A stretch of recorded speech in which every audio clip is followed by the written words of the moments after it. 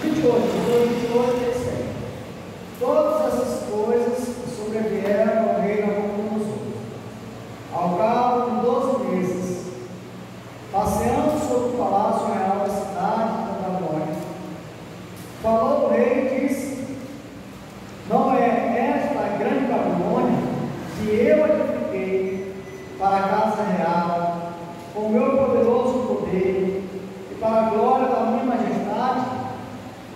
Falava ainda o rei quando desceu uma voz do céu: a ti se diz, ó rei Nabucodonosor, já passou de ti o reino, serás expulso de entre os homens, e a tua morada será como os animais do campo, e far-te-ão comer ervas como os bois, e passearão 7 tempos por cima de ti, até que aprendas que o Altíssimo tem domínio sobre o reino dos homens e o dá a quem quer. No mesmo instante se cumpriu a palavra sobre Nabucodonosor, e foi expulso dentre os homens, e passou a comer erva com os bois, e o seu corpo foi molhado no orvalho do céu, até que lhe crescessem os cabelos como as penas da águia, e as suas unhas como as das aves. Mas ao fim daqueles dias, eu, Nabucodonosor, levantei os olhos ao céu, e tornou-me a vir o entendimento, e eu bendice o Altíssimo, e louvei, e glorifiquei ao que vive para sempre, cujo domínio é sempre eterno, e cujo reino é de geração em geração.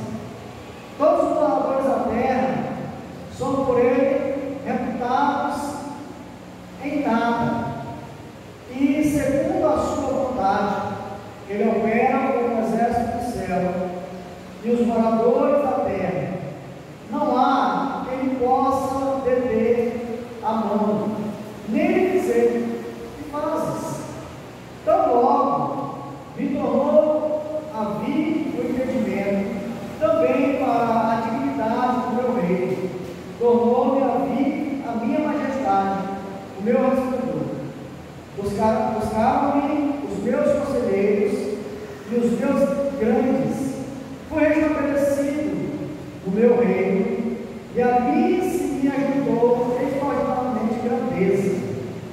Agora, pois, eu, Nabucodonosor, louvo, exalço e glorifico ao Senhor do céu, porque todas as suas obras são verdadeiras, e os seus caminhos justos, e pode humilhar aos que andam na sua vida. Amém. Irmãos, a palavra de Deus, ela nos adverte severamente contra a soberba, que é o orgulho, a arrogância, a autoexaltação. Pessoa que se autoexalta, se orgulha, que é arrogante. E a Bíblia chega a nos advertir com toda severidade que afirma que a soberba, ela precede a ruína, que a soberba, ela chega antes da ruína, que a pessoa que é soberba e vive na prática da soberba, a ruína da sua vida é certa. Está em Provérbios 16, 18, onde diz isso. No livro de Daniel, nós encontramos a saga do rei Nabucodonosor. Quando a gente lê, o capítulo 3, ali onde tem aquele acontecimento do livramento, da fornalha ardente de Mesaque, Sadraque e Abednego, nós vemos que ele chegou a exaltar a Deus. Nabucodonosor chega a exaltar a Deus. Se você observar aí no capítulo 3, versículo 29, se nós puderem voltar uma página aí, capítulo 3, versículo 29, diz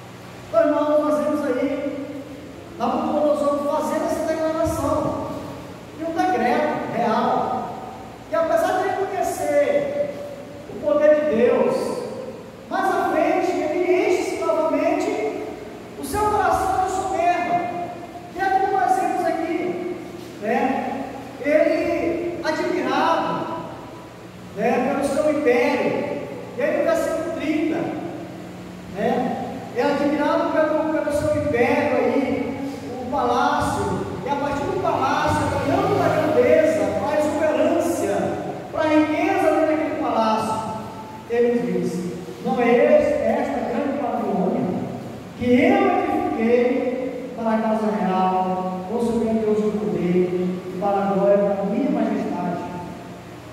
Nabucodonosor aqui, irmãos, está sendo um homem arrogante.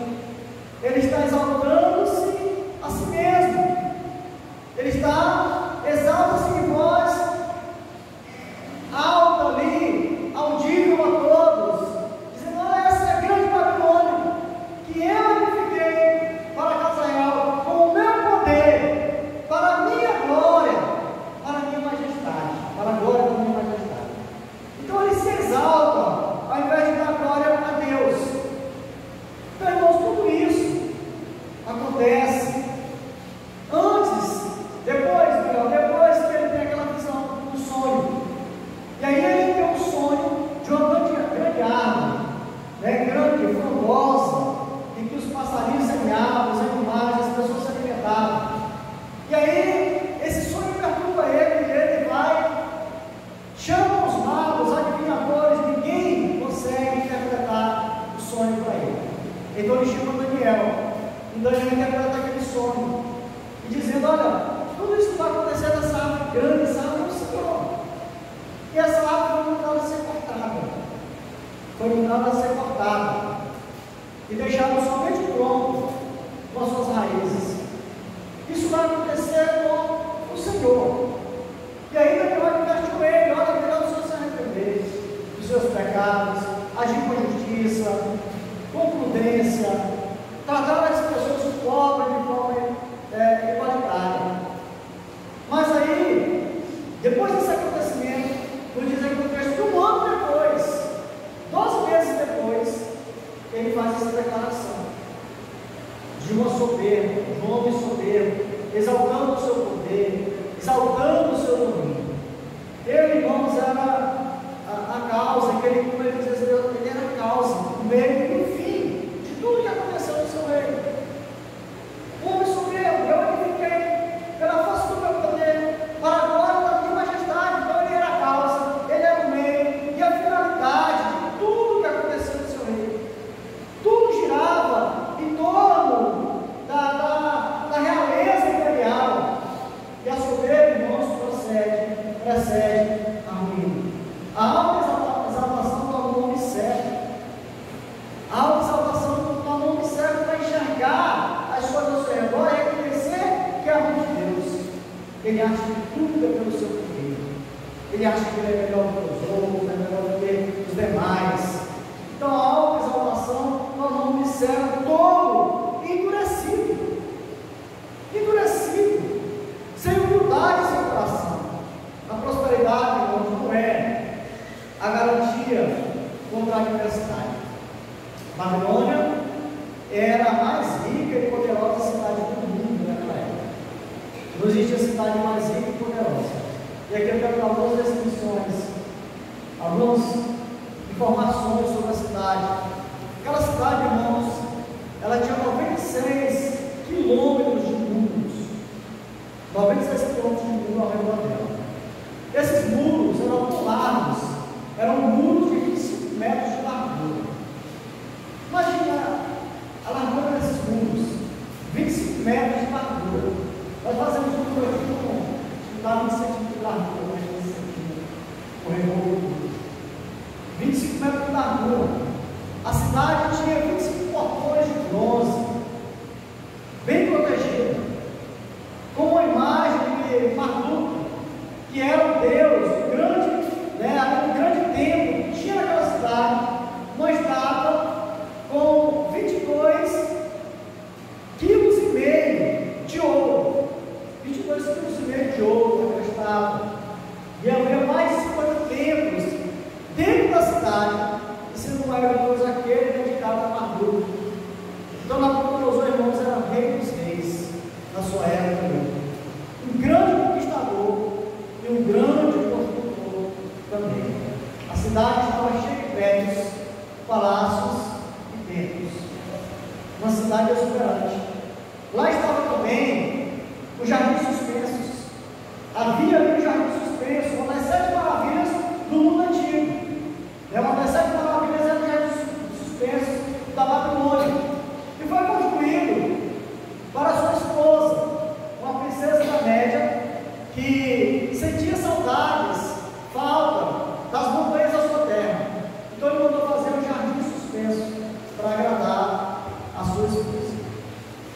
um homem que tinha poder, tinha riqueza e tinha fama.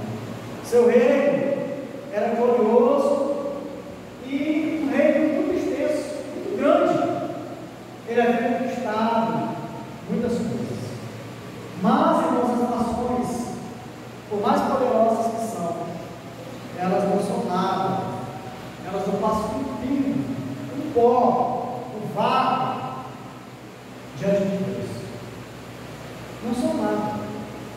O homem, por mais poderoso que ele seja, ele é nada diante do nosso Deus. O rei, ele cairia. A Babilônia, ela cairia. Era exatamente isso, essa interpretação do sonho que Daniel advertiu ele.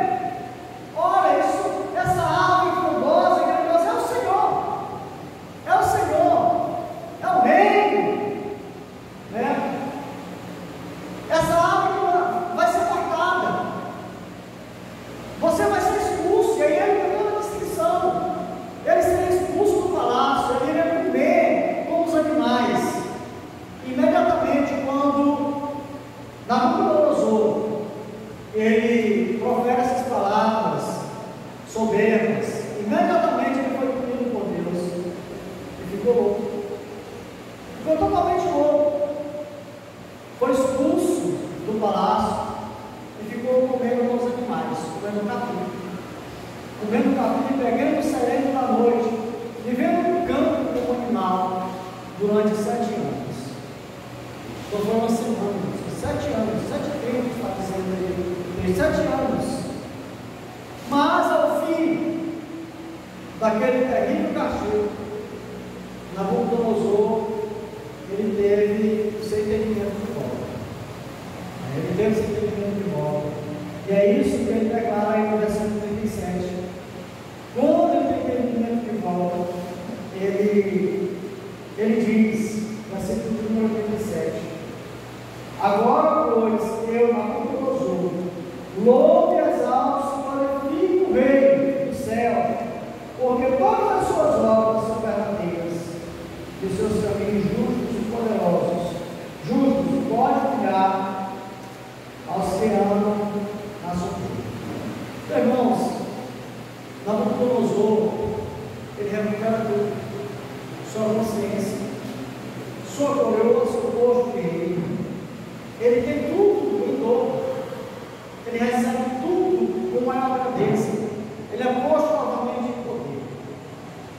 E aí então ele reconhece Deus como todo poderoso. E é curioso, irmãos, a percepção do rei sobre o que levou ele à ruína espiritual e física. Foi a soberba. É o que ele diz aí no finalzinho do versículo 37. Que pode humilhar os que andam a soberba. Nabucodonosor reconhece que ele não é soberbo, que ele foi um homem soberbo, que ao invés de reconhecer que o seu poder, que tudo que ele havia conquistado, veio das mãos de Deus, não. Ele diz: olha, tudo isso eu construí com o meu poder, para a minha glória, para a minha exaltação. Ao invés de agradecer a Deus, ao invés de glorificar a Deus, de exaltar a Deus, de reconhecer a mão de Deus ali, ele mantém-se um homem soberbo. Mas agora ele recupera, ele reconhece isso. Ele reconhece que a sua ruína espiritual e física foi a soberba. Quantas pessoas, irmãos, que caíram espiritualmente por causa da sua soberba? Quantas pessoas que caíram materialmente, que perderam tudo por causa da sua soberba, da sua arrogância, de achar que ele é maior que os outros, que quando está lá em cima pisa nas pessoas, maltrata as pessoas, trata mal as pessoas, e a Bíblia libera severamente que a soberba precede a ruína. A soberba é um alarme de que a ruína está chegando. Então, Nabucodonosor reconhece que andam na soberba. Deus humilha os que andam na soberba. Então, irmãos, a soberba não é apenas um sentimento de superioridade em relação aos outros, o que em si já é pecaminoso.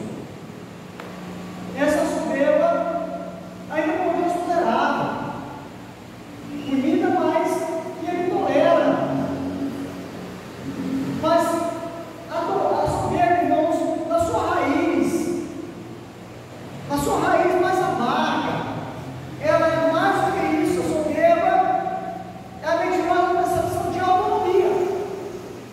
autonomia, a pessoa achar que ele é uma pessoa autônoma de Deus, é achar que ele tem saúde, que ele tem provisão, que ele tem família ou sucesso por méritos pessoais. Ele não reconhecer que tudo vem das mãos do Senhor. Ele não reconhecer a sua dependência de Deus. Ele não reconhecer a mão de Deus sobre a sua vida, sobre a sua casa, sobre a sua família, sobre as suas posses, sobre a sua saúde. A soberba, irmãos, é achar que é salvo, redimido por Cristo, mas porque, de certa forma, fez por merecer. Ah, Deus que me salva, mas só salva porque eu fiz por merecer. As minhas obras são boas. Isso é ser soberbo. Soberbo, a raiz da palavra, é a pessoa achar que a sua família é ajustada, que o seu casamento vai bem, os seus relacionamentos são saudáveis, porque ele é mais sábio, porque ele é mais competente, e no fundo, porque ele é mais merecedor do que eu. Isso é soberbo. É não reconhecer que a família é bem ajustada, porque Deus está abençoando. O casamento vai bem, quando o casamento vai bem, bênção de Deus. E as coisas estão dando certo, porque Deus está abençoando. Então, não reconhecer isso, irmãos, é soberbo. Não reconhecer a mão de Deus em todas as coisas. Este assunto é tão sério que a palavra de Deus adverte. Tiago, no capítulo 4, adverte: Deus resiste ao soberbo, mas dá graça aos humildes. Ele resiste. E essa palavra resistir aqui, irmãos, no grego, é de alguém que se coloca no ponto de batalha à espera de alguém ou para atacar alguém, o inimigo. É essa a ideia dessa palavra. Deus se coloca a ponto, no ponto de estar preparado aqui para atacar essa pessoa se ele continuar vivendo a soberba, se ele continuar vivendo na prática da soberba. Então, Deus resiste ao soberbo. Meu irmão, a soberba é considerar a graça e a misericórdia de Deus do nada, é deixar de lado, é desconsiderar ela, a graça e a misericórdia de Deus, é não reconhecer que eu estou vivo hoje pela misericórdia de Deus, que se renovou hoje pela manhã, que é muito simples bom. A soberba, irmãos, é desconsiderar a graça de Deus. Eu sou salvo pela graça de Deus. É desconsiderar a graça comum, que Deus manda chuva sobre bons e maus e cuida de todos. Mas é achar que eu consegui tudo, que eu adquiri tudo, pela força do meu poder, da minha capacidade, da minha sabedoria. A soberba é se esquecer que, se não fosse o Altíssimo, nós somos apenas pobres. A soberba, irmãos, é desprezar a bondade do Senhor sobre as nossas vidas. A soberba é esquecer de dizer sinceramente no coração: graças a Deus, obrigado por cada benefício que eu recebi do Senhor, mesmo sem eu merecer. Muito obrigado. O rei Nabucodonosor percebeu que Deus humilha os soberbos, especialmente os que andam na soberba. Porque Nós somos soberbos, irmãos, porque somos pecadores. Há soberba em nós. E nós temos que controlar isso. Às vezes há soberba quando nós conquistamos alguma coisa. Somos muito tentados a achar que tudo é a nossa capacidade, porque está aqui dentro de nós. Mas Deus, ele está dizendo, olha, Deus, ele abomina, Deus humilha aquele que anda na soberba, aquele que vive na prática da soberba. Portanto, irmãos, guarde o seu coração, guarde o seu coração da soberba, guarde o seu coração de viver soberbamente.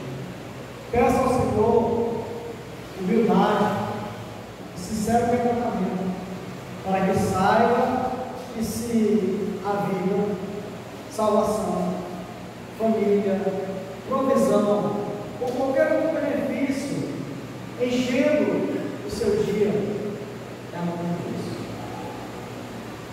Vem do Senhor, veio o dom da graça e da misericórdia de Deus sobre nós. Então, desta forma, nós devemos, irmãos, iniciar, terminar cada dia, dizendo: obrigado, Senhor. Obrigado porque o Senhor está dando mais a oportunidade de viver mais um dia. Terminar o dia dizendo: obrigado, Senhor. Foi por tua causa que eu cheguei encerrando esse dia. Obrigado porque esse alimento, o Senhor quem pôs na minha mesa, me deu saúde, me deu trabalho, o Senhor mandou chuva para plantar o alimento, o Senhor criou todas as coisas para o nosso sustento. Obrigado, Senhor, pelos meus filhos, obrigado pela minha família, pelo meu esposo, pela minha esposa, obrigado pela igreja do Senhor. Que Deus nos abençoe, Deus nos dê um coração humilde, nos livre dessa soberba, nos livre de sermos soberbos, para que não sejamos humilhados pelo Senhor, para que o Senhor não resista a nós, para que o Senhor não se ponha a ponto de nos humilhar. Que Deus nos abençoe, que Deus nos dê sabedoria e fé para viver na prática da sua palavra, em nome de Jesus. Amém. Senhor Deus, muito obrigado pela palavra.